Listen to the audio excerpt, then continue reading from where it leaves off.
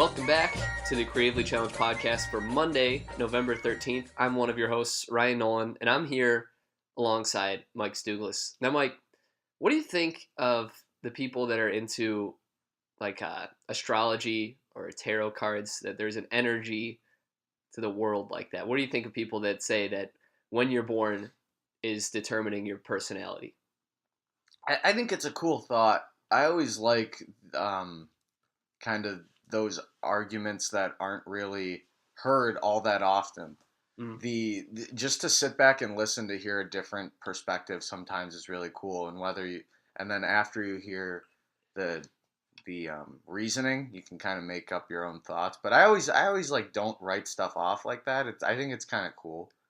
It's interesting to hear them out. I don't necessarily believe in it because I don't know about it all that much. I'm not very educated on all that, but it is something that is it where the planets are positioned when you're born that does that? Well, I have no idea. Okay. Until you said what is it, like energy? Mm-hmm. We're born with an energy. I didn't know what the fuck you were talking about. So I'm like, where is he going with As this? far as I know it, people with the depending on your month and whatever, it's gonna determine your personality and how you deal with things in life.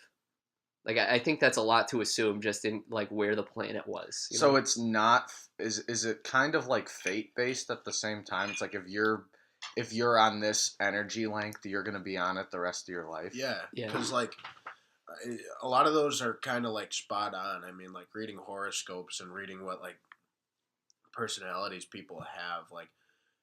I think it's generally accurate for when I read Gemini stuff and how I deal with things. I'm just like, oh, that's kind of cool. And knowing some other people born in June, late May, I know that those people are kind of similar to me and how I do things. So it is kind of weird how sometimes it's very on, though it can be very fucking off too. Don't you think it's easy though to kind of read something and you say this applies to me, but does it? I think people kind of fixate their minds to be like, oh yeah, though I definitely have those traits. I think sometimes it's self-assuming as well. Sure, I'm not saying sure it's incorrect. It is, but reading it and agreeing with it and then actually doing it is different than just saying oh yeah, that's me, and then not even showing that personality trait. Yeah. Mm. That's Dan Stewart over there. Yeah. There was a famous example in refutation to this, where there was a professor who was teaching, I think it was an astronomy class, and he just wanted to make the first day difference between astrology and astronomy, and he gave all the students papers that were going to be their horoscope for the day, according to their birth month, and he has them all read it, and he asks, raise your hand if you think that the horoscope applies to you, that I got you just right in that horoscope. They all raise their hand, and then he says, all right, now pass that horoscope paper to the person to your left. And he gave every single person the same daily horoscope, because a lot of times when you read them, they're almost the same thing. They're all applicable to us. Mm-hmm. A lot of times it'll be you feel lonely, or you're even tempered. Yeah, you have trouble with your relationships in life. It's a lot of times blanket statements that I don't know are totally is it an accurate read of all of us, or is it just observations that everyone has? Blanket statements they're called blanket statements because they're applicable to almost everybody. Yeah. You have trouble dealing with relationships, like you said. Everyone has had 1 to 5 relationships in their life, so they're yeah, I handled that poorly, and that's going to come flying back to their mindset. But it's just, the problem is how can you say that a Virgo will have trouble with that this week? That's where I draw the line. Yeah. It's not, I just can't really believe it. I don't know. How you doing, Dan? Pretty fucking shitty, to tell you the truth. Winter came in a matter of a fucking day. One day it was really fall. It was mid 50s, and leaves had just fallen, and it was nice. I was wearing a nice hoodie and jeans, and then the next day I had to wear a jacket, and it got really fucking cold, and now I'm sick and I hate it, and coughing and sniffling and fucking yesterday at the store I bought a lot of drugs and fucking cough syrup and It took Thrones 7 seasons for winter to come, and it was overnight for you. yeah. Great joke there. I like that one. I didn't laugh a lot, but that was It's- really clever. Yeah, that's pretty good. Yeah, but the one thing I didn't buy was fucking orange juice, and I think that's my biggest mistake so far in life. Does that help with like colds? Yeah, vitamin C Oh, strengthens okay, your immune system. That's pretty neat. There's also these little packets of like fizzling pills called Emergency, and it like turns your water or coffee or your beer into like high in vitamin C. The thing that I've read about that though is like once you get to 100% vitamin C, you just piss out the rest. So when it says it's like 5,000% of your daily value, Oh yeah, no. If you take in more vitamins than you need, you're just gonna piss out excess, and it's gonna be like a fucking like neon yellow color, mhm. and that's just you pissing out the extra vitamins. Like you could be like 100% hydrated and like drank only water over the last day, and like your piss would still be like fucking bright yellow because of all the extra vitamins you're peeing out of your system. I've never had vitamin piss, but I don't like that they just use that as like the marketing material of like, oh, it's 5,000 vitamin C. You're gonna feel great. Yeah, it's like, what does that mean? Yeah, Dude, Flintstone vitamins are like fucking candy. Are they I never gummies? liked those. You don't like It was chalky. It was gross. Are they the chewable ones? Or? Yeah. Both of them. I've never had them. They were red, purple, and orange. Yeah, those were like the Tums ones. Those were awesome. I always liked the gummy bear ones growing up. Oh, No, I took like the chalky ones. But you're not a gummy bear guy anyway. It's not that I hate them, but like I hate assholes who like say like, "Oh, gummy bears are my favorite candy." I'm like, you know, chocolate exists, right? You know. You're very passionate if it's not chocolate. If it's like Mounds or Almond Joys or gummy bears, you're not happy about Mounds and Almond Joy is chocolate. I just don't think like, you know, like there are so much better things out there. it. I'm not disagreeing with you. Yeah. Whoa. Are we jumping in? well, for the uninitiated, Mike, every week here on Creatively Challenged, we talk entertainment news, review a movie, and discuss random topics that we bring to this $34 card table. And with that, Fuck. let's jump into this news that we have here. This week, just following through on all of the different kind of allegations that have come out in Hollywood, we're just going to jump through those and then get into the fun news first. If you didn't hear already, comedian Louis C.K. is now under fire after a New York Times article talked about 5 accounts of sexual misconduct in which he was masturbating in front of people. And because of that, the premiere of his movie that was coming out called I Love You, Daddy was canceled. FX has stopped their ties with him. Universal has stopped their ties with him. And for the most part, as we know right now, his career might be over, which is sad because he was a really great comedian, but he did obviously not the right thing that he did here. Really messed up.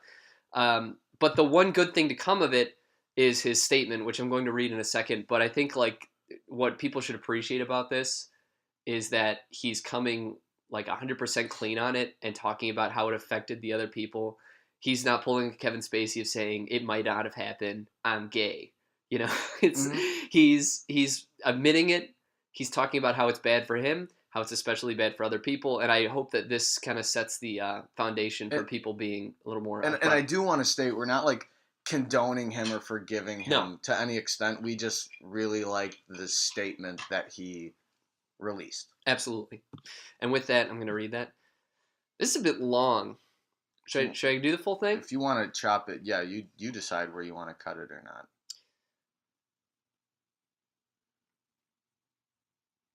I'll just read it. I want to address the stories told to the New York Times by 5 women named Abby, Rebecca, Dana, and Julia who felt unable to name themselves and one who did not. These stories are true.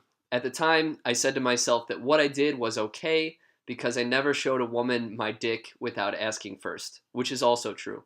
But what I learned later in life, too late in fact, is that when you have power over another person, asking them to look at your dick isn't a question. It's a predicament for them. The power I had over these women is that they admired me, and I wielded that power irresponsibly. I have been remorseful of my actions, and I've tried to learn from them and run from them.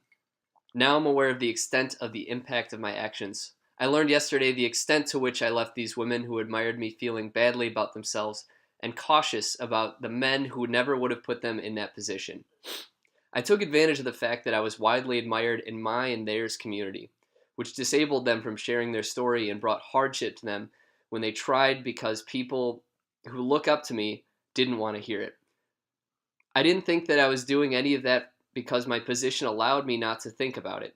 There is nothing about this that I forgive myself for, and I have to reconcile with it for who I am, which is nothing compared to the task I'm left with. I wish I reacted to their admiration of me by being a good example to them as a man and given them some guidance as a comedian, including because I admired their own work. The hardest regret to live with is what you've done to hurt someone else, and I hardly can wrap my head around the scope of the hurt I brought on them. I'd be remiss to exclude the hurt that I've brought on people who I work with and have worked with whose professional and personal lives have been impacted by all of this, including projects currently in production, the cast and crew of Better Things, Baskets, The Cops, One Mississippi, and I Love You Daddy. I deeply regret that this has brought negative attention to my manager, Dave Becky, who only tried to mediate a situation that I caused. I brought anguish and hardship to the people at FX who have given me so much, The Orchard, who took a chance on my movie, and every other entity that has been on me through the years. I brought pain to my family, my friends, my children, and their mother. I have spent my long and lucky career talking and saying anything I want. I will now take a step back and take a long time to listen. Thank you for reading. And that's like a really, really honest statement about it. I think it's good that he took a step back to get the perspective on it and really admitted how shitty this is, like to do anything like that to someone. And I mean, what are your thoughts on it, Mike? I agree. It's very honest, and he definitely, and I think he even at the end admits that he says, "I'm going to take a step back." I'm pretty sure he's just saying like, "You will not be seeing me anymore because I don't deserve this career I've had." That's kind of my interpretation of it. And he deserves it. The way he acted, everything that Louis has coming to him, he deserves it. It's just this is the one that hurt me the most because I listened to Louis throughout high school. I watched his show. He's one of my favorite writers, and he does a lot of great things. Obviously, not the greatest person. Mm-hmm. I just take it as this statement. There's going to be more people that are going to be accused and probably found guilty for sexual misconduct, and I hope more people take this act of, instead of lawyering up and hiding behind a sexual identity, saying, "I am guilty. We should be better." And that's kind of where I stand with it. It's unfortunate what happened because I agree with Mike. I mean, Louis was a very funny comedian, one of my favorites, and it's just a shame of what happened to him. But I mean, we've been talking about these sexual allegations for a couple weeks now, and it was of my prediction that there's going to be a lot of these going forward, and we just have to be prepared to hear a lot about stars we love and about stars that we see in movies and film every day. I hope it doesn't continue to happen, but if it does, everybody should handle it like Louis just handled it. I see a man who made several mistakes, is truly, genuinely sorry for what he did and ashamed of what he did, and he's stepping back and understanding what he did was wrong and is fully ready and prepared to take on the consequences for doing so. Kevin Spacey is obviously the different story and how it shouldn't be handled. So we've seen polar opposites of how this situation can be handled by two different stars and two different types of stars. And I just, it's a shame of what happened and what Louis did. But he faced the music and he's gonna retire. It seems like I don't think we're gonna see him again. And again, it's a shame that we won't be seeing him. He was one of my favorite comedians, but what he did is just unacceptable, and he understands that as well. So you know, I hope he figures it out. yeah, Sure. Like he deserves to be blackballed. Yeah. That, and I hope he's able to reconcile with the women that have accused him. I hope he's man enough to go out and face them and truly talk to how this affected him. I think that Mhm. would be the biggest thing to do. We don't have to hear about that, but I'd like personally for that to happen.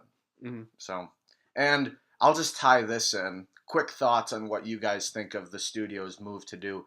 We've talked about Kevin Spacey. He had a movie being released later this year called All the Money in the World that was to star. He was this play Getty. I don't know the guy's name that well. Really rich guy, and it's about ransom. It's a biography or something, and like his son gets taken or something, and I don't know. It stars Mark Wahlberg, and it's directed by Ridley Scott, and like I said, Kevin Spacey's in it. But the studio has, I think Ridley Scott has actually chosen to take Kevin Spacey out of the movie and reshoot all of his scenes with actor Christopher Plummer.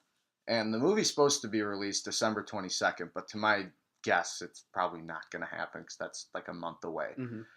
So, what do you guys think? This is a good move by Ridley Scott, or what? Dan, you're shaking your head over no. there. When I learned about this news, I was not surprised because of what happened with Spacey, but this is just ridiculous on terms of a director and on terms of a studio creating a picture and then scrapping it all down. Like, you can't change what already happened. Unfortunately, with all these situations, he can't do that either. And the way Spacey handled it was ridiculous. But now Ridley Scott's trying to erase a movie he's already made to make basically a new one. I know just Spacey scenes are being reshot, but like you're making an entirely new movie. An actor can change the tone of a film. And so, you know, again, I'm not condoning, Spacey and wanting him to be in this movie. I just think it's ridiculous on terms of a director standpoint and a studio standpoint to just reshoot a film that's so expensive to do and make this be Spacey's last film if it has to be. Like I just think it's stupid to just reshoot those shots. It's asinine to me.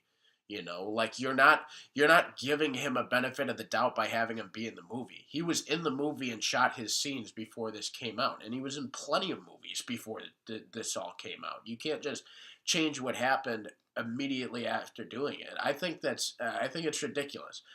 And again, like this has nothing to do with like me saying like, oh, it's okay that he can be in shit with his sexual allegations. That's not what I'm saying. I'm saying the movie is already filmed. Like this is a waste of time and money for the studio and Ridley Scott. It's an overcorrection, Yeah. is what comes to mind, which is what the NFL actually did with Ezekiel Elliott recently with his domestic violence case. But that I'm not going to get into that. And, It's and Brady. and Brady. It's an yeah. overcorrection, and instead of dealing with the fact that you've already done this and dealing with the situation to save money, they're going to be like, all right, we're going to, assuming on the release date, probably because people are not going to go pay to see Kevin Spacey, but they're going to reshoot all these scenes, pretend that he just was never attached to the movie. I think it's kind of a weak move. Right. He's in the movie. Just present the movie. It's a month away. Why? It's an overcorrection. I don't like it. I'm trying to look at the perspective if this was Ridley Scott's decision. I'm trying to look at his perspective through it because this is like a story he wanted to be told and he wants people to appreciate it further down in time. And I'm sure he doesn't want it to be tainted by, oh, that's that pedophile's last movie. And while it's ridiculous to reshoot everything and make just a new movie, I want to say I understand where Ridley Scott's coming from if he wants to make his art untainted by all this stuff and he wants to make it unrelated to these things, even though it now unequivocally is tied to it. Um, I understand it if that's what he's trying to do to make the movie separate from these things. When you do extensive reshoots, though, it's undoubtedly going to affect the editing and the tone of the movie. It always happens. Suicide Squad had it. You can tell when movies have been over edited and had extensive reshoots, and I am guessing that this will have that effect. My thing is his vision was already succeeded. He made his vision. Now Mhm. he's changing it just to benefit the opinions of others rather than himself. So it's no longer his vision. That's what I'm saying. Well, he might not like that Kevin Spacey's in it. That's fair. We don't know, That's but he totally might fair. not like Yeah. that. Yeah, but like that's just my thing. I don't. This movie was actually one like I kind of wanted to see. It looked very interesting, and I mean, it was gonna affect how I viewed the movie with Spacey, but really now like I'm gonna be looking for how the tone of the movie will be different at different points because of the reshoots. I also see it as Hollywood's going to be like, oh, it's a progressive and courageous act. Like that's going to happen with those fucking pompous people in Hollywood. They're gonna praise that they took Kevin Spacey out of it, and I just think it's kind of ridiculous. But It might happen. we've kind of harped I it. agree. But let's get into more of regular news and happy stuff because I feel like now every week we're gonna have some new allegation to fucking talk about. Just an allegation section. which sucks, but I mean, we've got a movie and entertainment podcast here, so let's get into the industry. What's going on? This past week, we got our first trailer for The Post, Steven Spielberg's latest film. It's gonna star Tom Hanks, Meryl Streep, Bob Odenkirk, Bruce Greenwood, and other people. But Alison Brie, right? From Community. Alison Brie's in it, Alison yeah. Brie. Yeah. But this movie is about Pentagon Papers, right? And then the New York Times just publishing government secrets and kind of revealing things out of the Watergate era, kind of around the same time as Woodward and Bernstein, and just progressing journalism in the late 60s and early 70s. Now, this trailer kind of didn't reveal too much about the plot. It is American history, and it is directed by Steven Spielberg, and it's starring Tom Hanks.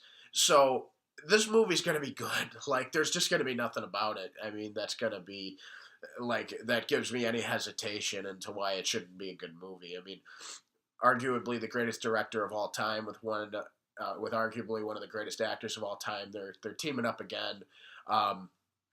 And another, arguably one of the greatest actors of all time, in Meryl Streep. So I love a good journalism movie as a journalist. I'm very excited to see this film, and this should add to Steven Spielberg's like impressive resume as a fucking filmmaker. And I love investigative stories like this. I love looking back into that Vietnam era with the corrupt government and everything like that. And another movie similar to All the President's Men, looking into a newspaper standpoint and how they handled government corruption is an interesting topic to look at, especially in the current political climate. So I'm excited to see how Spielberg handles this. I think it is the Washington Post, right? Yeah. Is it the Times or the Washington Post? Meryl I thought it was the Meryl Washington Streep Post. worked for the New York Times. Her I'd have to character worked for the rewatch New it. York Okay. Times, or somebody, I or thought maybe I heard Tom Hanks. it's called the Post. That's why I thought. Yeah, it but was... the Walter Cronkite says the New York Times, and somebody, it might be Meryl Streep or Tom Hanks' character that works for the New York Times. She like owns it She in the owns the movie. New York I Times. believe that Yeah. they talk about her fortune and her company a lot. I'm pretty sure she's the proprietor of the Washington Post at the time. And Bruce Greenwood says like, we can't have this newspaper's name like defamed. An that was the New York Times. unrecognizable Bruce Greenwood. Yeah. It took me a second. I just knew by the Yeah, voice. he looks like an old weirdo. You know what I got? You know what vibe I got from this trailer? A Spotlight vibe, which was that's the what I was best thinking. movie 2 years ago. That a little bit, and if it's like if Spotlight was mixed with like, do you ever see I can't think of it. Sorry, that was a stupid comment I made. Go ahead. No, it's fine. I asked a question. Did you get that vibe? Yeah. And yeah, like you said, investigative journalism pieces are always great. And who's better at handling true events than Steven Spielberg? And this could be a topic for a whole nother day. But is Hanks and Spielberg the most famous duo, or is Scorsese and De Niro the most famous duo? There's like, I would say it's Spielberg because he's most Yeah. accessible. But we're not supposed to be getting into this. But no, but yeah, that's what I would That's what I would argue. Yeah, it's gonna be. My expectations are really high because Steven Spielberg, he has very rare misses, and when he handles movies based on true events, he has even fewer misses. So I suggest you watch the trailer. It looks pretty intense. The dialogue's great. I loved seeing Bob Odenkirk in there. Yeah. I like seeing that he's doing more than Better Call Saul because he has so much fucking charisma when he's on screen.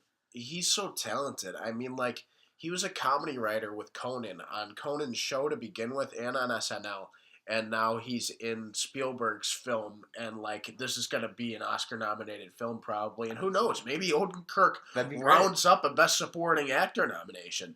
We don't know, but that'd be awesome for his career. I'm happy for him. He's got one of the great grins in Hollywood too. It's like a half smile. Yeah. It's the classic Saul face, Ryan. This movie's got to go the distance in the Oscars, especially since people love the Washington Post, or WAPO as they call it, and how journalism is all about heroism and you can't censor yourself. It'll go the distance in the Oscars. I do not doubt that. Normally, I'm never too motivated to go to the theaters to see any politically motivated films. I don't care too much about politics, so I don't care to see the movies about them.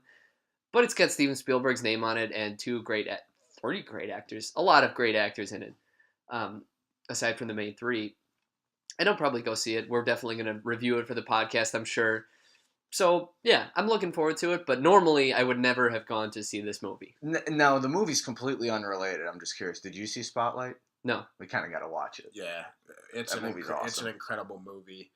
And again, like, with the current times, like, you know, I like films like these. I mean, I'm speaking biased as a journalist, but, like, we need movies like this to inspire great journalism in a current climate with what's going on in Hollywood as well as what's going on in the White House. Like, we need good investigative journalism, and I think this movie, as Spotlight did, just kind of increase that, you know, and inspire that.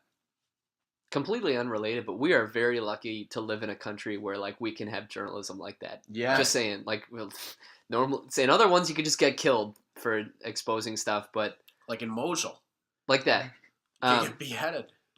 It happens. Maybe not because of journalism. Oh yeah, actually, journalists do get that. A shot in the trailer that just got me excited was because it doesn't really happen anymore. But like back in the day when they just used to throw papers in the streets, like there are a few shots where guys are just throwing like packages of papers. Oh, like a paperboy? Yeah. No, I mean like not like the paperboy, but like the printing trucks coming by and just dropping off the papers in the streets. There used to not be like those cartridges on like street corners where you put a quarter in and take them. Like people just kind of used to throw papers out in the streets so everybody read them. That's neat. Yeah. And I don't even see in the trailer there were more of those stands where the guy like sells like gum and candy bars and then a bunch of newspapers and hustlers and stuff. Those don't exist anymore, do they? I don't think you can sell hustlers on the streets. They do. I've seen one. But, like, a lot of them became, like... I mean, you see similar stores like that in, like, airports. And have you ever been in the State of Illinois building downtown in Chicago? The Daily Center? No, I haven't. So it's like a giant... It's similar to Water Tower Place, but like it's just kind of like a gigantic mall almost, and it's got like there's like a Walgreens in there, but then there's also just a small shop that has newspapers, magazines, and candy. It's one of those so things. It's like I feel like people are just like, oh, remember those old newsstands? Let's make a store like that. So like I feel like they've just kind of been commercialized and moved inside malls or in airports and stuff. Neat. Yeah. Well, some more neat news moving on. Suicide Squad 2, which, real quick question. Do we know who the director is on Suicide Squad Gavin 2? O'Connor, the guy who did Warrior. We talked about it. And if you Okay. hear a blowing of the nose or clunking of glasses, it's because there's whiskey and Kleenex on the set. Great combination. Yeah. But news about Suicide Squad 2 is that it may introduce Dwayne The Rock Johnson's character of Black Adam into the DC movie universe. And for those that don't know, Black Adam is a villain for the character Shazam, who audiences still don't know because the movie has not come out. But Shazam is basically a little boy who gets powers, and when he says his magic word Shazam, he turns into a superhero. And Black Adam is the villain of him. He has roots in ancient Egypt, and Shazam in one point in time unveils his catacomb and brings Black Adam out of his Egyptian ruin, and then he's his villain and stuff like that. But basically, Black Adam is very, very powerful, and if Suicide Squad 2 was to introduce him, that would be a very worthy threat to the Suicide Squad. Uh, would you guys want Dwayne Johnson to make his appearance in this film? I think he'll make his appearance like at the end or in like a post-credit scene. That's what I think he is. Like, it might just be a cameo because they still have that Shazam movie to come out. Not to be confused with Kazam, the genie movie starring Shaquille O'Neal. But yeah, I think like his name being added to this project, I think it might just be like a small cameo. I could be wrong, but like they still have a whole movie to promote for Shazam. Um, and Black Adam is going to be the main villain in that. That's already been confirmed basically. So I think it might just be a small role. I don't think he'll play a pivotal plot point in Suicide Squad. That's what I'm hoping. Suicide Squad 2 could be another fucking disaster for all we know. So maybe Black Adam plays a big role in it and just adds to the disaster. I'd like to think he just plays a cameo because there's still a Shazam movie. So And adding Dwayne Johnson would just further the fact that they have like these cool characters and great actors in a movie and they don't know how to use them if the movie sucks. Well, let's just hope, because the studio got way too involved later on in the filming of it. So now, if the studio is just involved from the beginning, maybe it won't be dog shit, or at least in our opinion, dog shit. And so, Dwayne the Rock Johnson could be a very good edit to this movie. If he was the antagonist, I'd welcome that. But it might be better, as Dan said, to make him the tail end of it to lead into Shazam, much like how Wonder Woman was hinted at, involved in the end of Batman versus Superman, and then she got her own movie that was terrific. like her introduction in Batman v Superman was like perfect.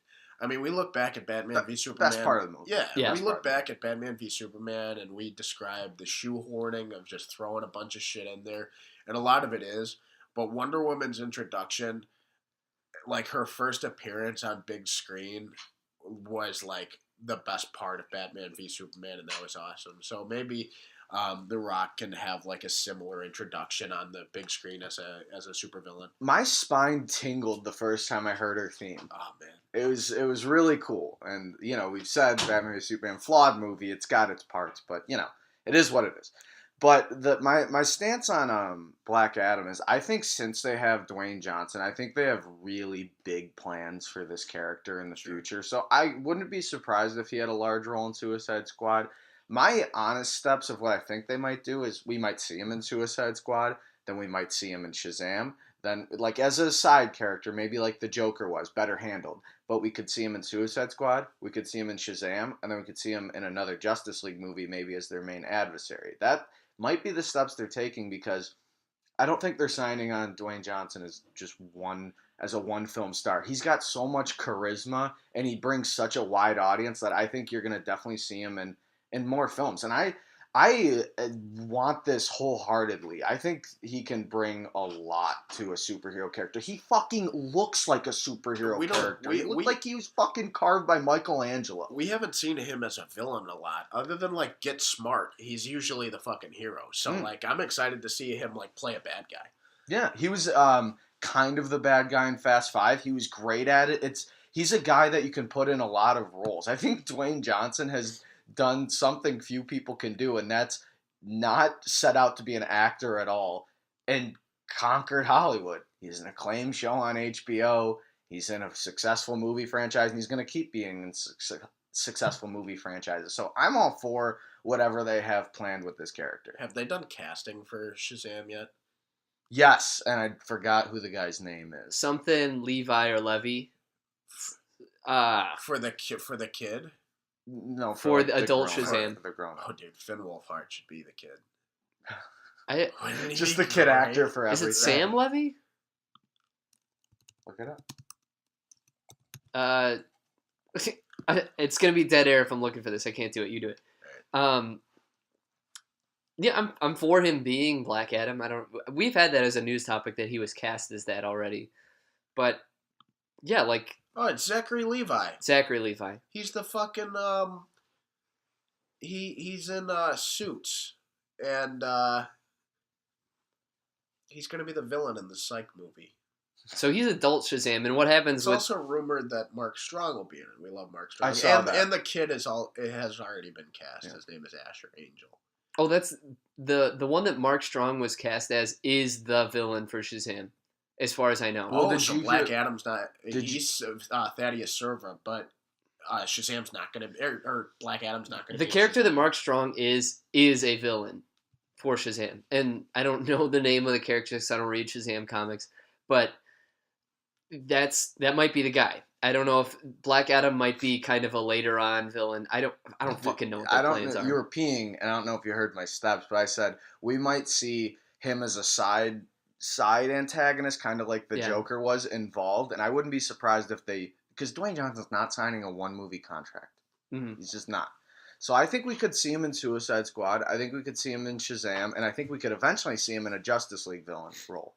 Sure. Because Black Adam has that capability. He is a very powerful figure. He fucking flies. He has super strength. Yeah. And when you got an actor like that, and you're hearing Dwayne Johnson as the villain, I think it's all good signs. Yeah.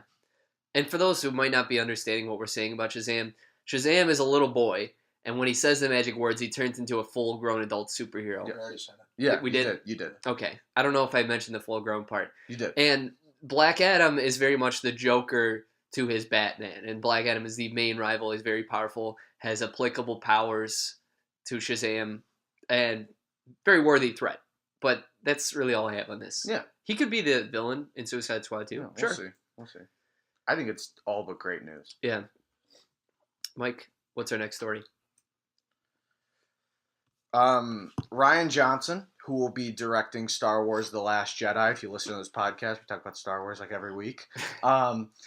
Disney has now stated that they will give him a whole nother trilogy to direct himself that is completely unrelated to the Skywalker trilogy that is happening right now. So they will be finishing episode 8, episode 9, and then he will have his own movies. They have not specified what they will be, but they have already given him his own trilogy.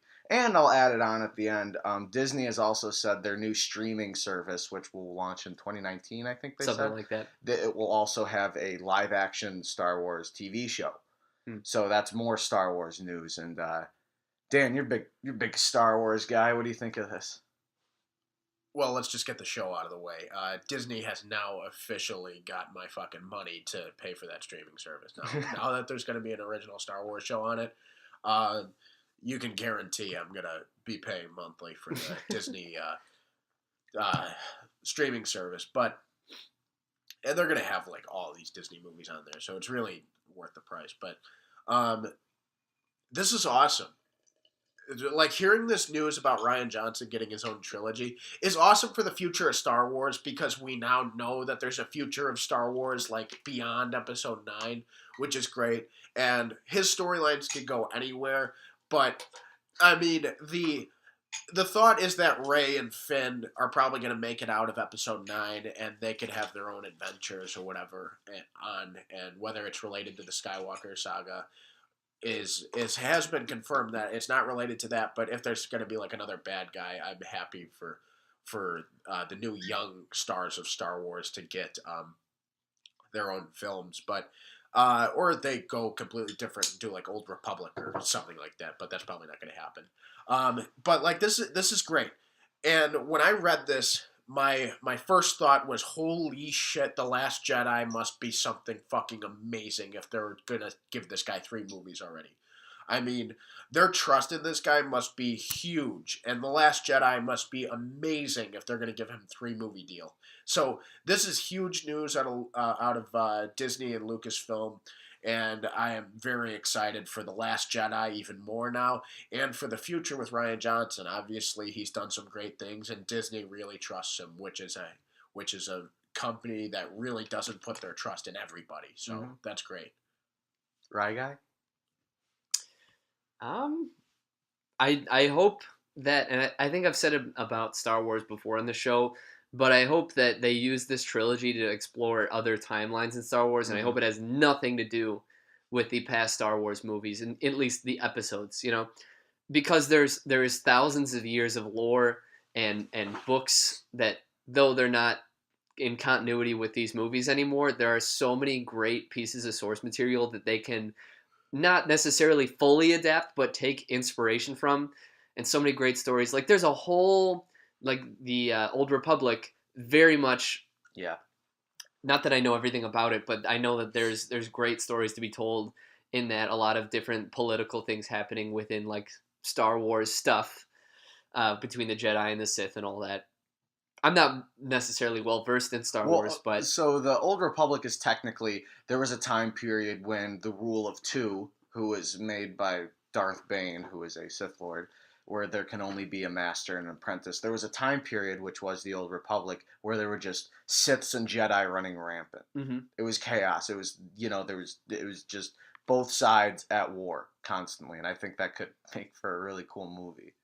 And they were very much like knights at that time, right? The Jedi. Yeah, Yeah. Did you ever play the video game Knights I of the do. Old Republic? I knew someone was going to say that. Yes, No, I never played because it. it was an incredible and groundbreaking Star Wars game in the early 2000s. It's still going. And Mhm. well, it was like an Xbox PS2 game, or actually it might have just been an Xbox exclusive. I don't remember.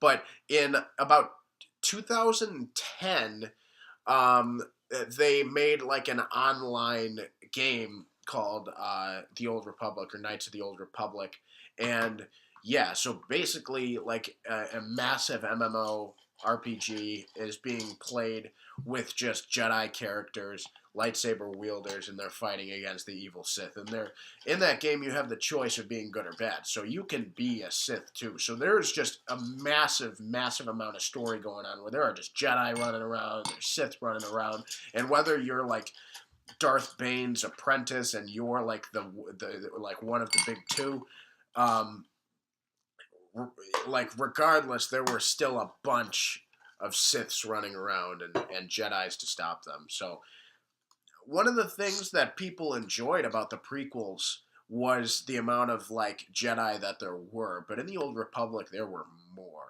So like that's crazy and awesome. So let's stop speculating because Yeah. there's most likely not going to be an Old Republic movie involved in Ryan Johnson's trilogies.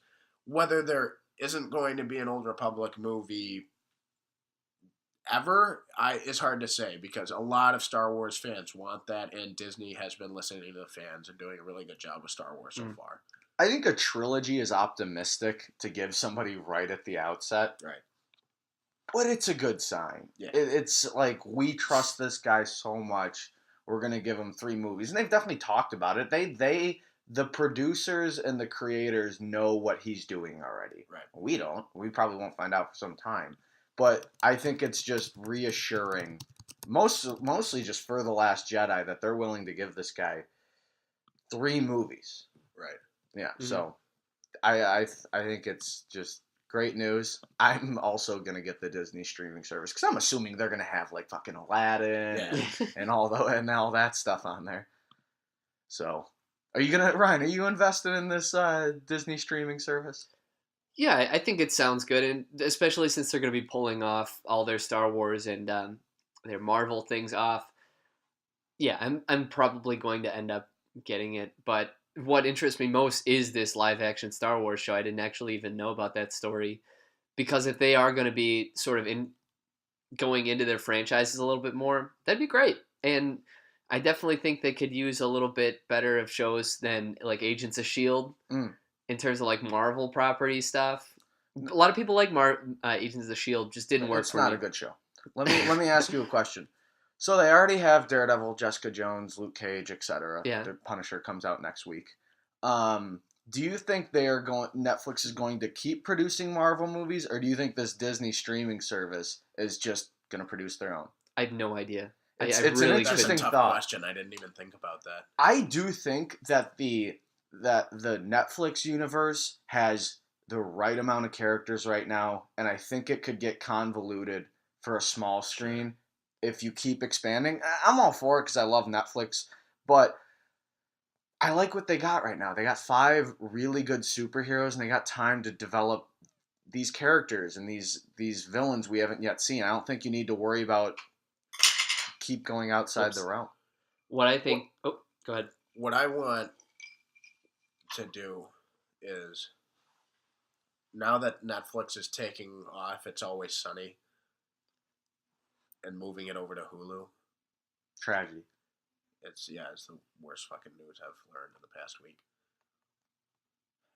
Like, the only thing that might like keep me attached to Netflix is Stranger Things, because if Disney does take the Marvel shows that they have on Netflix, They've said they're not. Oh, they have. Yeah, Okay. they have said they're not. Okay. Well then, I was gonna say like, might just stop Netflix completely because It's Always Sunny leaving is just a fucking heartbreaker. I'm starting to be a little bit weary of streaming services now, a little bit too. Really? Like, I think like it might just be because I'm an like I don't make decisions easily and I'm very indecisive about what I want to watch. But for some reason, like when I use our HBO app on our Fire Stick, I can pick a thing really easily. But for some reason, just the interface of Netflix, a lot of what I do is just looking at everything you could watch, and then I never make a decision. You know how you narrow that down? You go on any of the number of movie, TV websites we use, look up the show, the synopsis, and see how it's received. Yeah. That's how I watch 95% of the shows on Netflix. I would never watch Ozark unless I heard it was really good. I would have never watched I'm going to watch this show. No, Stranger Things. Stranger Things. I would have never watched Stranger Things unless I heard it was really well received. Well, what it is that like we know what's good and all that, and I know like when I'm looking through things, okay, that's probably not a great show. I've heard awesome things about this. This has rave reviews, but there's also 2 spaces down another rave review show. Like it's almost too many things, and that's where we get into this sort of quandary where there's just too many good things, which shouldn't even be a complaint. But that's where it gets hard to choose not things. with you But on that's that. that's a personal problem. Well, it's easy for you. The streaming services are the most popular and rising market, like just in the world right now, and like I mean, they haven't really peaked yet.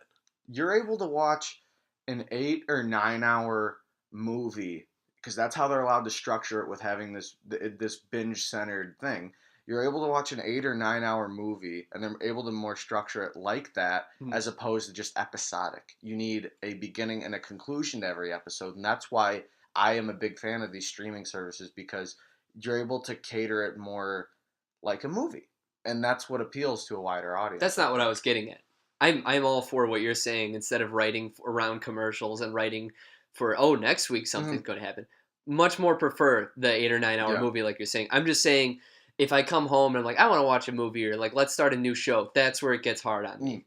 Because we have this sort of thing now where we want to find the best thing to watch because there's so many reviews. Well, how many times have you been with a girl and you're like, what should we watch? And then instead of picking some shitty horror movie, you're sitting there for 20 minutes like... It's tough. It's tough. It's like, just pick a fucking movie. Exactly. You can't do that. If you're with a girl, though, it doesn't matter if fucking Air Bud or Shawshank's on the TV. You're not watching the TV. Your attention's not on the TV. I would hope so. Wow. Yeah. Yeah. All right. We're moving on. We just killed this Netflix topic in Star Wars. Yeah, Dan. You got your joke. You had your final story here. Okay, so the other day, Matthew McConaughey turned 48. Happy birthday to Matthew McConaughey. Handsome 48-year-old. Frequent listener to this podcast. So Matthew McConaughey, for his birthday, he went around to people's homes in Kentucky and delivered turkeys. So he was giving out presents on his birthday, which is very nice of him and awesome. That's great. But it was reported that when he would knock on the doors of the house, he would walk up and say, "Hey man, you got a turkey?" And they'd say no. And he'd say, "Be a lot cooler if you did," and he'd hand him the turkey. Did he actually give away the turkeys? Yeah, he gave away the turkeys. He just didn't say that. That was my joke. 4,500 turkeys. 45. He delivered all of them. turkeys. Yeah. That sounds like quite the expense. God, that is a lot. Yeah. And it wasn't wild turkey either. They were Thanksgiving turkeys. Damn. Yeah.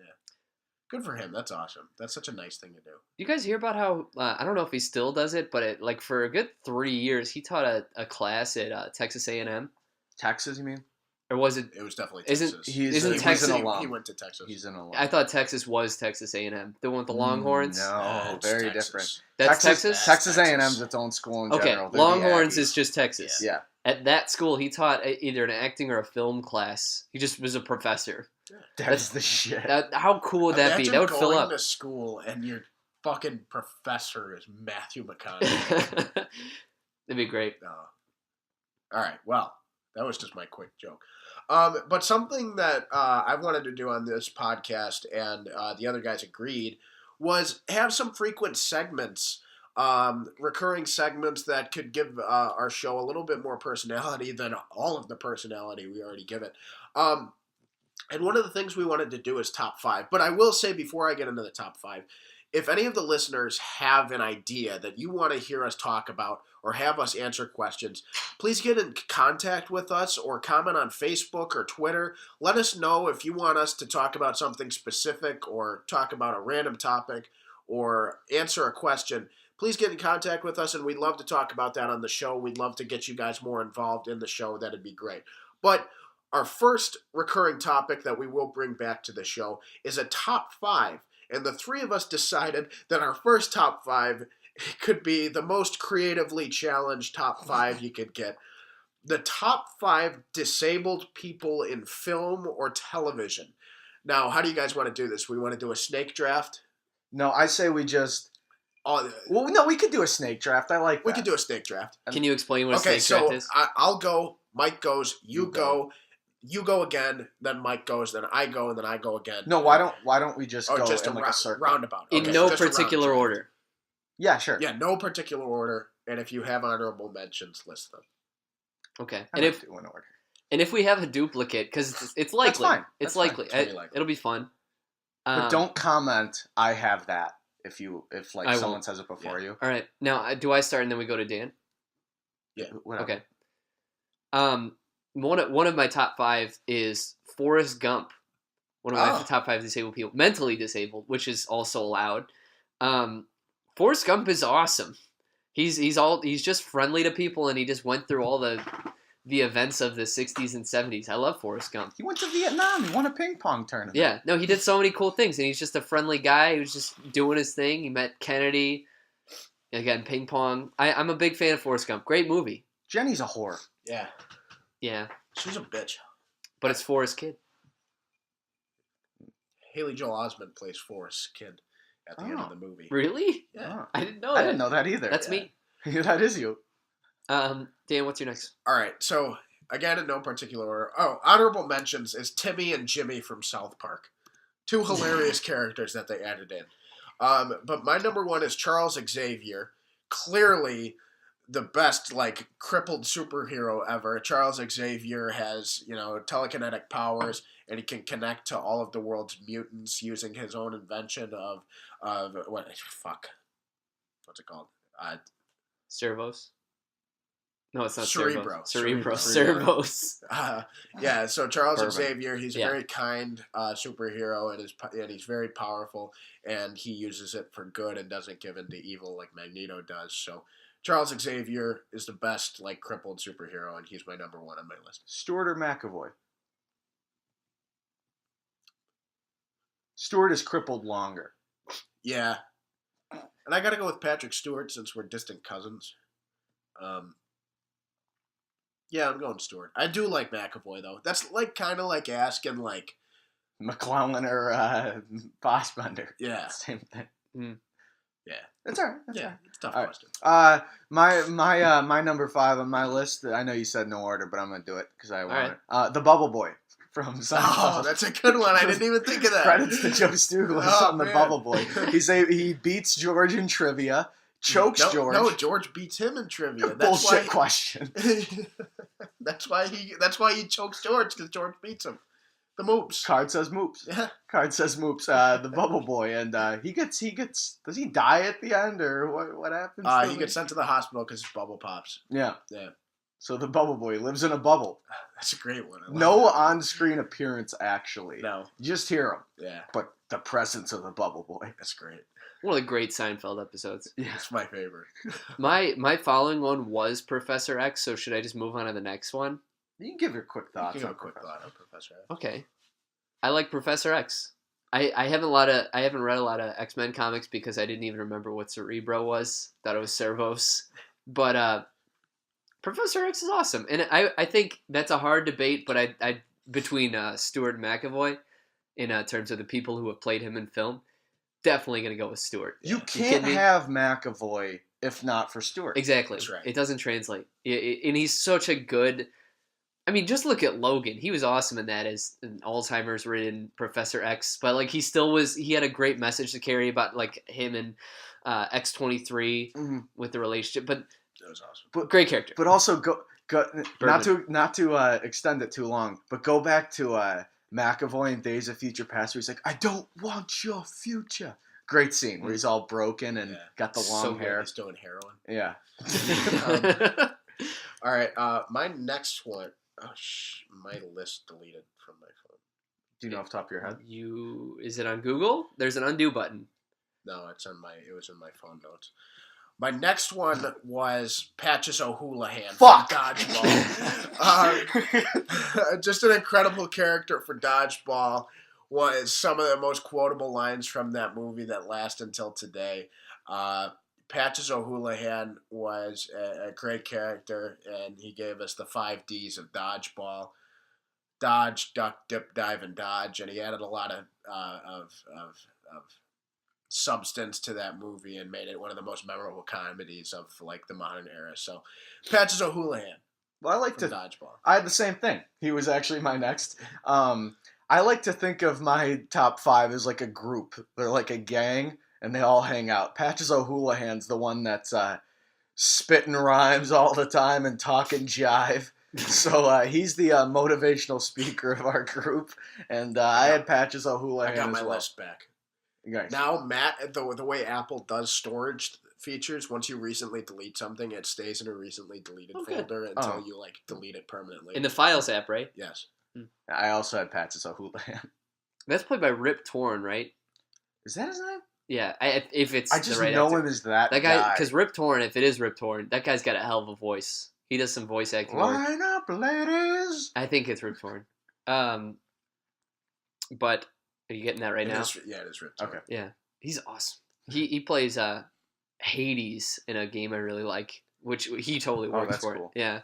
Got My next one is from television instead of film. Tyrion Lannister, Ooh. one of the best characters on television right now, I would argue. Ever. Yeah, probably he definitely makes that top 10 list. Man, 7 seasons. I can't even remember half of Game of Thrones anymore, half the characters. But I always remember Tyrion because he has some of the most memorable scenes. The dialogue we see him in, he's a very sympathetic character because he shows sympathy for others as well. And oftentimes I think he's the one I can empathize most with when I see him making decisions or like keeping a level head on advising someone. It's really someone who you kind of adore as you watch Game of Thrones. He's larger than life, yet physically half the size of a man. That's well said. Yeah, I like he's that. awesome. I certainly wasn't going to fucking put Bran Stark. I hope nobody did. I thought about it, and I'm like, oh, fuck He's Bran not. Stark. He kind of Okay, sucks. the next one on my list is another superhero, but only recently entering the crippled world, is Colonel James Rhodes. In Captain America Civil War, he was blasted from an energy blast from the Vision, sending the decorated Army Colonel James Rhodes down to the ground, and thus severing his spinal cord and losing his ability to walk. The last time we saw Rhodes on camera was in Civil War, but he is going to appear in Avengers Infinity War, premiering this May, and we'll see how he's adjusted. At the end of Civil War, we saw Tony working with him. He had built him kind of like a bionic back brace with legs so that Rhodey has the ability to walk. So he's just a patriot for the country, as he is the Iron Patriot, and he's just a great character portrayed beautifully by Don Cheadle in several films now, and I'm excited to see how he's adjusted to his handicapped life going forward in Avengers. Now, does he come off that list when he can walk again? No, because he's still without the iron legs that he's going to have. That's a good point. Yeah. Now here's a That's a good question: point. in Iron Man 1, Rhodey is played by Terrence Howard. Who do you like more Cheadle. between the Cheadle. two? That's Cheadle. not even All a right. question. Damn. I like Terrence Howard a lot, Yeah. but at this point, like, we have seen Don Cheadle so many times in this role. Mm. Remember, though, when Iron Man ends and Terrence Howard looks at the silver suit and he goes, next time. And he doesn't come And back. then he doesn't Yeah. come back. He doesn't come back. Now, this is embarrassing, but for years, I thought Terrence Howard was Cuba Gooding Jr. They kind of look alike. Like, you know? it thicker. gets in that weird racist territory, but I totally think they look the same. Like, you throw a mustache on Cuba Gooding Jr., he's going to look exactly like Terrence Howard. I see it. But, I see it. okay, yeah. Mike? My next one is Mr. Matthew Murdock from Daredevil. Guy's blind. Guy fucks. Guy kicks people's asses. And when I say fucks, he fucks Karen and Elektra, both good-looking women. Mm-hmm, mm-hmm. Yeah, Matthew Murdock is certainly one of the best lawyers in the Marvel Universe, and he's not that great of a lawyer. He's not committed. a great lawyer. Foggy is a great lawyer. Matt is more committed to being. I'm talking in the show, Okay. not in because Okay. you're gonna be all shitty I'll be all about stupid, yeah. comic book. Fuck you. In the show, I love Matt, and Daredevil to me will be the greatest superhero TV show ever put to Now, television. who's the better Daredevil, Ben Affleck or Charlie Cox? Charlie Cox. I know. I was just asking Charlie the Cox. question because we had the McAvoy Stewart question. Yeah. Matt Murdock. That guy, he's Cool. blind and he's the savior of Hell's Kitchen. Yeah, no, that's funny that you mentioned that because my character is also blind, completely unrelated, but also in the Marvel universe. My favorite one of my favorite disabled people is Daredevil. It's funny, he crosses paths with Matt Murdock a lot, but they both happen to be blinds. But yeah, Daredevil's really just a cool character. I think it's cool that whoever he is, he decides to dress up and help people. You're a fucking douchebag. But yeah, Daredevil's really great. Matt Murdock, good choice though. I think he's a great lawyer, but I think Daredevil helps people a little bit more. He fights crime. Both great blind guys though. They should meet one day. Dan? My next one is a character played by Jimmy Stewart in one of my all-time favorite movies. Definitely my favorite Hitchcock film from Rear Window. That's a good one. Jeffries from Rear Window.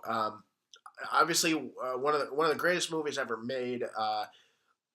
And Jimmy Stewart's performance as the wheelchair-bound Jeff, views a crime happening from his outdoor window, and he's able to see kind of what the neighbors are doing. It's a really great film, incredible classic film. If you've never seen it, give it a watch. But Jeff is definitely one of the most iconic wheelchair-bound characters in the history of film. I like that thing. Yeah. That's a great movie. Ending's intense with the photographs and stuff. Man, it's awesome. Yeah. So we got the smart guy with the bubble boy in my group. Then we got Charlie Cox, played by Matt Murdock. Yeah. Wait, other way around. Yeah, other way around. Who's the muscle? And then I mentioned Patches O'Houlihan, who's the motivational speaker. Now you need a leader, a captain, a lieutenant, as some might say. And I have Lieutenant Dan from Forrest Gump on my list. Guy loses his legs. He wanted to die in battle. That's how hung he is. It's almost like Thor and them want to get to Valhalla. Lieutenant Dan is awesome. And seeing his transformation from like a great military lieutenant to a drunkard to a successful what was he, a businessman by the end? Yeah, he's just redeemed. Yeah, he's married. He's gained back the ability to want to live. Yeah, natural leader. I love Lieutenant Dan. Gary Sinise is the man. Yeah. My final one is No, you've got one more after that. Or no, No, you this started. is it's Yeah, fine. this is Yeah. your final. Yeah. Oh. my final one is Hiccup from How to Train Your Dragon. He Ooh. becomes crippled and loses like his lower leg in the end of the first movie, and then it is something he has to work with in the following films. I think he's a cool character and very cool movies. I like those films. Those are good movies. Toothless is so cute. Yeah, he looks like my cat. Really? I like my cat a little bit. Yeah, Is but- his name Toothless? no. Oh, well. But Hiccup's really fun. I like the character. He's we kind of grow with him in those movies, and that's all I have on that. Yeah. Hiccup's disabled. Those are great movies.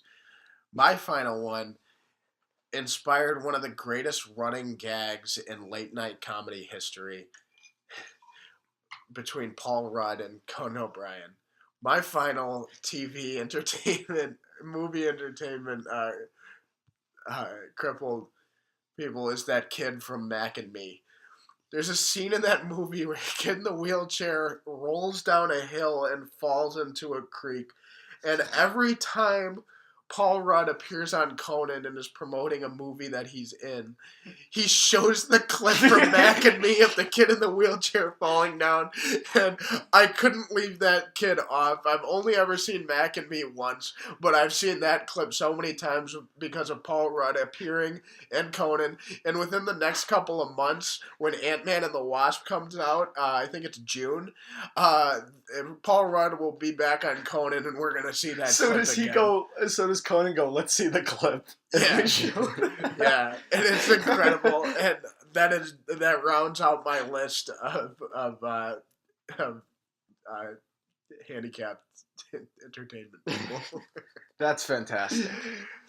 My final crip is a real son of a bitch. He's a real asshole. And Breaking Bad and Better Call Saul would not be what they are if not for the asshole ex-crime lord Hector Salamanca, formerly Tio Salamanca to his nephews Tuco and the two brothers. And Hector Salamanca, that guy is really good at looking crippled. Yeah, He can't even speak, and he's just angry. And he's my number one cripple because he is the man that kills Gus Fring. If you haven't watched Breaking Bad yet, fuck you. Don't say I just spoiled it because you're about 4 years too late. Hector Salamanca fucks.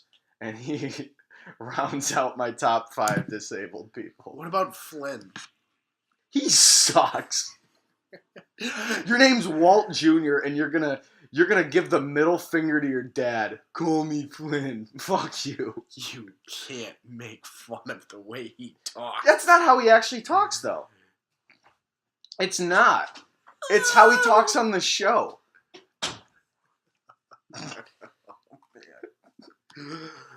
Those are. He's disrespectful. Those are. You set me up for it. That's thin ice there. Well, there's our top 5 for this week. Next week we're going to be doing a different segment, right? Yeah. But I had an idea for maybe our next top 5. I was thinking we could do the top 5 film foods, which would be kind of like Oh, binging with Babish. But I Love think that. that would be really fun to talk about. I love that you gave him a shout out too. Yeah, binging with Babish on YouTube. Check it out. It's Yeah. film recipes for famous TV and film foods, and he makes them because he's a skilled chef. What is our segment next week? If I might ask on air, Didn't you want to do overrated or underrated things? we could do that. And we can figure it out during the week. We'll see. It could change. Yeah. Or we bring back Would You Rathers. Yeah. But then maybe, as I introed the topic, maybe a listener gives us a topic to talk about next week. Yeah. If you're a listener and you want to see something on the show, you hit us up on Facebook and Twitter. We'll talk to you about it. And with that, we saw a movie this week. We saw Murder on the Orient Express. And I did not have the synopsis pulled up, but it is directed by Kenneth Branagh, or Branagh. Brana. You Branagh, looked it I know, up and still can't I know. pronounce it. I watched like 5 videos on how to pronounce it. Kenneth Branagh, and it stars Kenneth Branagh, Daisy Ridley, Judi Dench, Willem Dafoe, Josh Gad, Michelle Pfeiffer. I've had so much Pfeiffer. bourbon. Michelle Pfeiffer I- and Johnny Depp. A lavish train ride unfolds into a stylish and suspenseful mystery. From the novel by Agatha Christie, Murder on the Orient Express tells of 13 stranded strangers and one man's race to solve the puzzle before the murderer strikes again. And I'm having trouble with reading out loud, Mike. It's all right. It sure is. Yeah, it's okay. Yeah. We'll get you through it. I'm gonna be okay. What did you guys think of this movie? Let's get into positives. Well, I've never read the book. I wanted to before I saw the film, but that didn't happen. I kind of held off because I didn't want to spoil the film. But I think generally I enjoyed the characters in this movie. I feel like they are probably way more developed in the novel, but I think each character gets a good amount of screen time and we get to know who they are and kind of their motives and everything like that. So I really liked the characters in it. The acting was great. I really liked the ensemble cast and the environment within it. And then being adapted from a mystery novel, this movie kind of kept me in constant thought about who committed the crime and everything like that. So I'm really glad this movie instilled thoughts in me and was able to provoke my mind into guessing who done it. And I think it was well done in that aspect. And I want to read the book so I can say whether or not it's a really it's a well done adaptation or not. I'll have to get to that eventually, but I think this movie was just good from the acting. The whole ensemble cast, they did a good job of portraying their characters, and I thought as a mystery whodunit film, I thought it did well in that aspect. The one thing that stuck out to me was not only Kenneth Branagh as the lead, which he was great. He could tell he really loved playing this distinguished detective and really great crime caper as Hercule Poirot, I think is how you say it in French. Hercule Poirot. He was fantastic, and he was also the director, and I really, really appreciated his vision. Much like The Hateful Eight, when you're riding into the dead of winter, in The Hateful Eight, it was on a stagecoach, and in this movie, it's on a train. There's something mysterious and ominous about seeing something ride off into the distance, into the darkness. And you get a lot of these wide landscape shots that are just beautiful, and the movie feels extravagant at the beginning and end, but in the middle, while you're trying to find the crime, it feels really claustrophobic, and you don't much leave the train. So I loved how he handled that. You get a lot of overhead shots of the coaches and whatnot and going into their rooms. He handled it really well on the pacing and tone he wanted to establish. And it kept me enthralled the entire time. I was engaged. Like how Dan said, I wanted to know who done it. And so he delivered wholeheartedly in that aspect. He was fantastic, as I said, as the lead. And I just thought it was a lot of fun. It was a fun little fall movie. Yeah. And going off that feeling of fun, that was really my biggest positive of this movie. It opens in the Wailing Wall in Jerusalem, and we're following Hercule Poirot in one of the cases he's been chasing, right in the dead of it. You just want to say it. Yeah, I do. And it's really fun right from the get-go, and it feels almost like an old, well, obviously it's based off a classic novel, but it brought a sense of wonder having not read the book. It felt like a Jules Verne book. I really like him. He's one of my favorite authors. But it has sense of wonder about the world. It wasn't incredibly negative at any point. And we follow this character as he is trying to take a break from things, all the hectic cases he has to follow, and then he finds himself yet again in another case. And my biggest positive is really that character played by Kenneth Branagh. You don't know how to say it. It's fine. No Kenneth big deal. Branagh. And Pierce Brosnan. Kenny Loggins. And I think he has a really good vision for this film. I think it's really cool how he directs some of the overhead shots as we go in to examine some of the evidence like that. It's fun. Yeah. let's get into our negatives. You could tell that this project was kind of a passion project for him. Yeah. I think you could definitely get that feeling throughout it. You say the negatives? Yeah, let's jump into it. I'll be brief. The word that comes to mind for me is convoluted. I think the movie has too many stars. I don't think the characters are bad by any stretch. I think they develop them when they can. But the movie has too many stars to a fault. I look at characters played by. I thought Josh Gad was actually fantastic. He just wasn't the fat funny guy. He was. I don't think he was like comedic relief at all in this No. movie. But I look at people like Judi Dench and Willem Dafoe, and I'm like, did they really need to cast those high class actors? Yes, they were great in the movie, but I wanted to see more of them because they are great actors. And a movie can be faulted for that when you don't utilize your talent correctly. Mm-hmm. So I think that's number one. And number two, there's so many clues throughout this movie that at a certain point you kind of have to be spoon fed them to remind you, yes, this happened, yes, this happened. And it at times the story, like I said, felt convoluted and you're trying to follow it, but they have to remind you, hey, did you forget about this piece? And it was kind of at times a little redundant, and I didn't like how many pieces of the puzzle there were because they had to include so many characters in the climax. I will Mm-hmm. leave it at that. I never read the book. I've said it, but I think this film probably just works better as a book. There's just a lot of things to think about.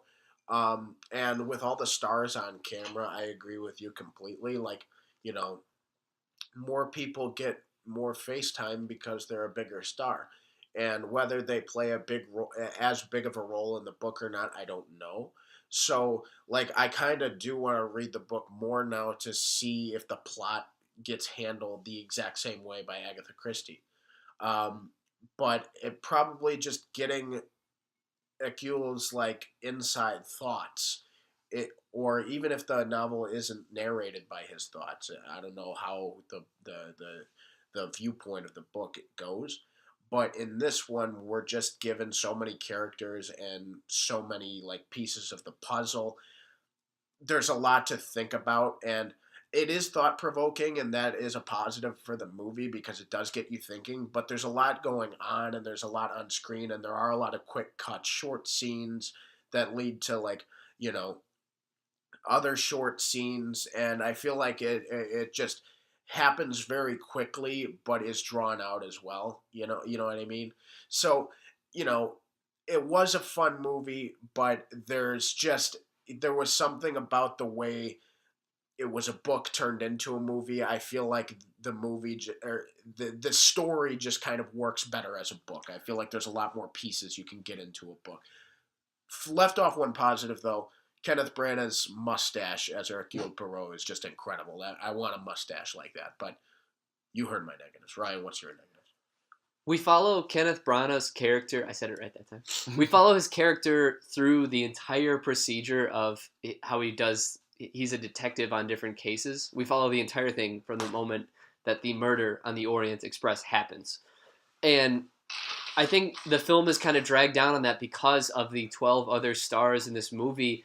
He spends a lot of time interviewing them, and everyone's so busy explaining the evidence places where they were during the murder that I think it sacrifices the time it could have spent building suspense or making it a little more exciting. And it gets so convoluted with where everyone was, where everything was taking place, why the evidence is there, that by the time you're at the end, it just gets so convoluted that it just kind of dumps onto itself. And when you see the film, you might have the same problem I had of the entire explanation and climax of it does not necessarily hold water. And I think it was kind of a cop out to what could have been a brilliant sort of caper. I think it isn't the best resolution for what could have happened, but I can't really get into more without spoilers. You know what? Why it didn't work at the end, I think, for all of us, is because it was like build up, build up, build up, and then all of it's dumped on you. The last whodunit I can think of is actually The Hateful Eight. The poster's hanging in my room. And what happened there was you had a big climax. Mm. You had these events take place, and you saw the man in the shadows eventually come out, and you're like, holy shit. And then the next act immediately was showing how the crime was set up. And it worked really well. And in this one, there was no real build up to a climax. It's like the mystery was just plot dumping. So it kind of fell flat. And you had to rely on Kenneth Branagh doing a really good job of acting, but he just couldn't carry an entire scene to deliver that much of an emotional impact at the end. Yeah. We rating this sucker? Sure. Yeah. All right. So on the Goldblum scale, Kenneth Branagh's Murder on the Orient Express for me is at about a 3.2. It's still a really fun movie. I don't regret going to see it. I enjoyed sitting there and, asking myself who done it as Hercule Poirot is doing the same thing. I thought it was a fun detective movie and a good Sunday afternoon movie to kind of ease off the start of the week. So it's a fun movie. 3.2. That's what I'm giving it on the Goldblum scale. I'm at a 3, and I would actually recommend going and seeing it on the big screen because he shot this movie on film, which is not something everybody does, and it really gives the movie an intimate feel. And it kind of gives these characters a larger-than-life persona with how he films it at times. And I think it's worth seeing. I think it's a really beautifully shot movie. Story's not great, but I actually would recommend seeing it on the big screen. If not, check it out at home. Yeah, it's a good time to see in the holiday season. Exactly. It's something to do when you're with your family. Everyone can have fun with this movie. And definitely, if not, something to rent. Yeah. Yeah, something to catch on Netflix if it ever makes it there. I also give this movie a 3. It's above the adequate on par level because it was so much fun, but I had a lot of problems with the mystery's execution. But as an average, that puts us at a 3.06 for the Murder on Orient Express. Check it out. Yeah. So, for a discussion topic this week, we wanted to relate to Hercule Poirot's line in the trailer. Oh, I've been listening to Believer by Imagine Dragons lately because of the Murder on the Orient Express trailer and the use of the song. But a great line from the film and from the trailer, Kenneth Branagh's Hercule Poirot goes, "I am Hercule Poirot, and I am probably the greatest detective in the world." And so our discussion question this week is, if you could be the greatest thing in the world, or if you could be the greatest in the world at one thing, what would you be? Are you looking at me? Do you have anything? Fuck. Man, this is tough. I've played a lot of sports. You can ping it back to me. I can come back to you. You know what? Fuck it. All right. If I could be great at one, I would love to be fucking Tom Brady and be the greatest quarterback in the world. I was trying to delve deep and be like, what I'd want to do. I love football. I watch it every Saturday and Sunday, and we're going to the game tonight. I would love to be the star quarterback. You get a hot wife like Giselle. You make a lot of money. Or you know what? Maybe you don't even get. I wouldn't even get married while I play.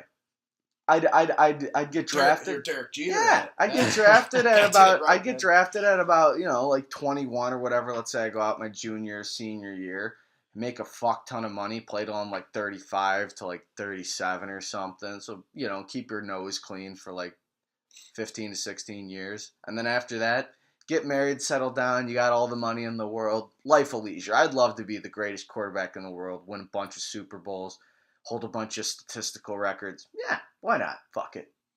That's a good one. Yeah. Can't argue with that. How about you, Dan? This was a tough one for me, and even though I came up with the question, I narrowed it down to 2. But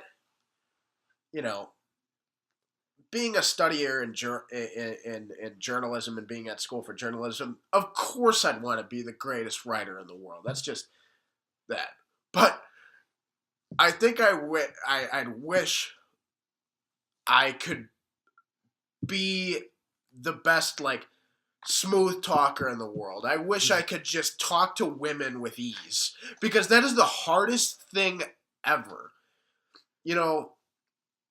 normally in conversation, like, I'm just really good at being myself. But then when it comes to, like, asking girls out on dates and stuff like that, I'm constantly asking for advice from other people because I never know what to do. No one on the face of the world knows less about how to talk to women than I do. I'm sure there's some. I'd like to think so. I'd like to meet him because how can you be worse than me at talking to women? So I just really want to be like not like a womanizer. I'm not saying like, oh, I want to have sex with Yeah, you fucking would. You'd want to be a woman. 20,000 women. Like, Yeah, you would. Who doesn't? I don't want to be Ric Flair. Would you watch Nature Boy? Not yet. He admits to like 20,000. Good for him. That's like 2 a day for 27 years. So I don't see the problem. That's excessive to me. Sounds pretty dirty. If you were living that life, I feel like you I want wouldn't one. think so. I want one, man. It's my goal to get married. That's what I want to do. And so just to talk to one and get past date number one. Get past date number one is what I want to do. And to I always have things to talk about. I just seem to forget about those when there's a girl that I like right in front of me. So to have the ability to just not even worry about that and constantly keep up conversation and constantly know what to say to her, what to do, and everything like that, I wish I was the greatest in the world at that. The best thing you can do is, and I'm fucking no expert, Ryan's the best expert out of all of us, and he's not even an expert. No. The thing you do is, and what are we, a dating service now? Yeah. You just ask them questions about themselves, because people in general just like talking about themselves. And here's the thing. I know that. I do that. But I feel like it always just, I run out of shit to ask even. You know? Like, I just wish there were, like, that I had the ability, as I am the greatest in the world at it, hypothetically, then there's just always something to say or ask and have her be comfortable in the situation and talking to me and having a good time. And that's what I would be the greatest in the world at. Smooth talking. Yeah. It's pretty cool. Likable guys are smooth talkers. Yeah, and even if it's not to women, like closing a business deal or something like that. Or since I'd be a journalist, like interviews would be easy. Oh. You know, I'd just always know the right questions to ask. So it pertains to journalism. Cool. You'll never get there though if you have an opinion of yourself like that, saying I'm the worst. Oh, that's fair. That's the wrong headspace. What? If you're saying no one on the planet is worse than me at talking, I will never be able to do it. I didn't say worse. I just said nobody knows least than me about That's how what to I'm talk saying. to women. You can't have that mindset going into it. I don't. Setting yourself up to I fail. was kind of making a joke. Oh, Boom. shows my sense of humor. Ah. Is that the chemo affecting you? For those that don't understand what the fuck that Bad means, radio. I have a hat on and I look like Joseph Gordon-Levitt from 50-50, a movie in which Joseph Gordon-Levitt has cancer. You just said Joseph like a Minnesotan. I know, it's an accident. Joseph. But there's that explanation. I would want to be the greatest talk show host. I thought about this my freshman year of college when I was at the University of Illinois at Chicago. Our janitor on our floor, Gil, great guy. Always made small talk with him when he's cleaning the bathroom and I'm trying to brush my teeth. And he'd be like, "Hey, Brian, how you doing today?" That is how Gil sounded. And I'd always talk to him, ask him how his weekend was. And he said, Ryan, you'd be a great talk show host. I know you're going to make it in Hollywood one of these days. And I said, "Oh, thanks, Gil. I hope I make it there too." And I want to respect Gil's wishes. He's not dead or anything. I'm sure he's still the janitor there. But I hope that I can make Gil happy and I will end up somehow being a talk show host. Though I am not on the path for that at all. What do you mean by greatest talk show host? Like, you just have a bunch of guests on? Like, do you consider, like, the Joe Rogan Experience a talk show? I suppose. Just be the best. I don't care what medium it is, between television or whatever. Okay. But I really like talking to people and interviewing them about different things going on, whether it's like a project they're promoting. Well, I wouldn't be doing that at the moment, but I like to ask people about what they're doing, and I think it'd be fun to be a talk show host. Except the problem with talk shows, and I found out about this through Louis C.K.'s fantastic show, Louis, is that the problem with talk show hosts is that you have to be completely on it and with it every night. That's the big problem with being a talk show host, that you can't possibly match that as a person. You're gonna have down days. Or you could be John Oliver and have it once a week. That'd be nice Or too. Conan and just go the first 4 days of the week. He doesn't work on Fridays. So that's kind Sure, of but even to be on it 4 days Yeah. a week in the demand that he has is very, very hard. And those guys don't get enough credit for what they do. To be fair, though, they have people researching and doing Mhm. their shit for them. That's true. And that's a problem I have with talk shows a lot these days, is that so much of it does feel scripted. They'll say like, "Oh, what have you been doing recently?" And then the person has a weird story, and then they brought a clip or a photo from it, and it's like, that was so rehearsed. I saw this movie. It's fantastic. Did you? Yeah. Did you see it? And that's kind of a gross part about talk shows, and that's why I favor podcasts more, YouTube shows, in which it is just a conversation. Sometimes they don't really have a structure to how it's going to go, but they just talk, and it could go for hours, and it's a little bit better than what you see on cable or TV. You see different sides of the person on podcasts. Mhm. Yeah. You see him slip up and say something stupid. Exactly. And like, oh, I should have said that. Yeah. Despite that, greatest late night host is Conan, right?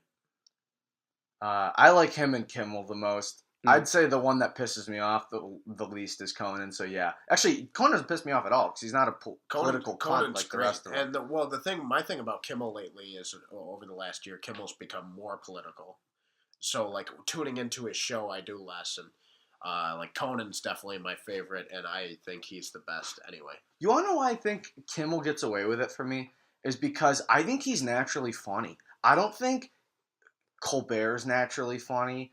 I don't think Trevor Noah's naturally he's got funny. a shtick.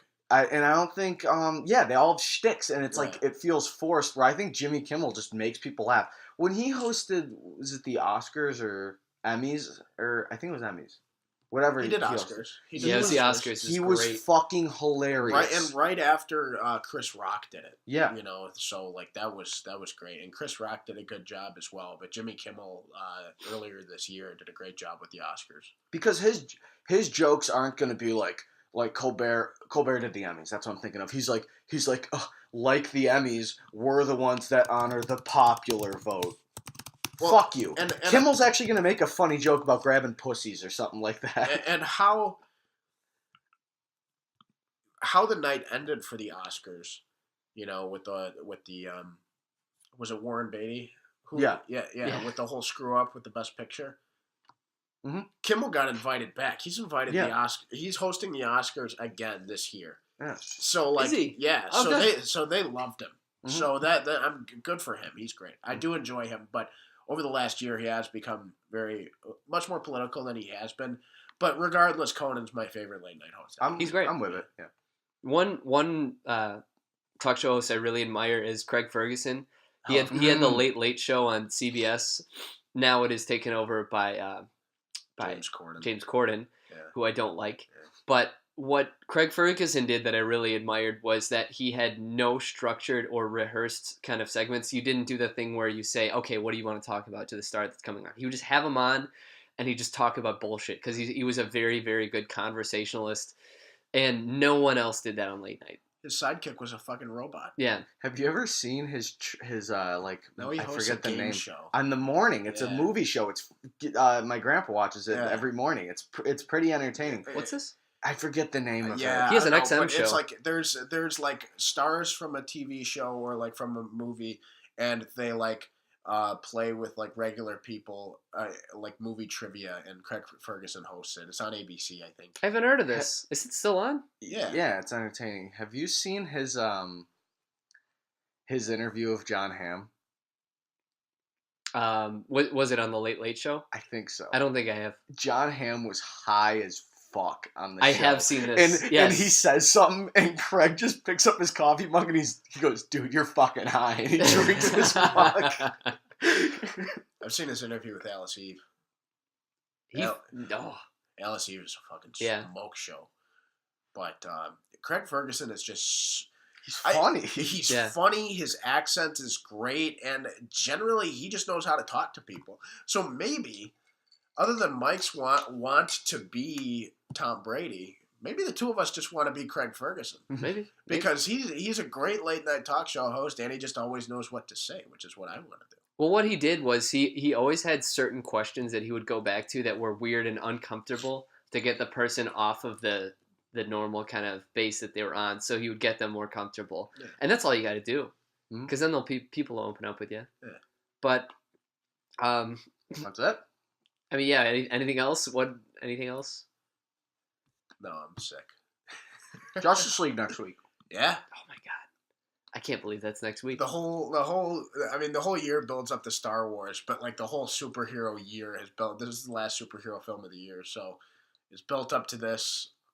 God. Watch me eat fucking crow next week because I've been shitting on this movie for months. If it's great, I'm gonna be so happy. Yeah. I don't. I want it to even be want great. it to be great. I just want to be. Yeah, you do. Well, I mean, yeah, I that. do, but like, I'm going in even keeled. I just want to be entertained because I know they can't do what Marvel's done. So I just want them to create their own identity and have fun in the theater with, Batman, Wonder Woman, Aquaman, Flash, and fucking Cyborg. So, we'll see. We'll see. That's for sure. Any final thoughts before I take us out? No, love the listeners. And again, since we are introducing the topic of our recurring segments, please send us in questions or anything you want to hear us talk about or anything on your mind that you want us to answer or anything of that nature. Please get in touch with us and let us know. Your top 5 disabled people, let us know. Oh, yeah. If you want to share it, I'm all for it. All right, and that is this week's podcast. Remember that each and every Monday morning we upload to YouTube, SoundCloud, and iTunes. We're going to have links for those on our Facebook and Twitter page, which will also be in the description. And as always, thank you for listening. Love you guys.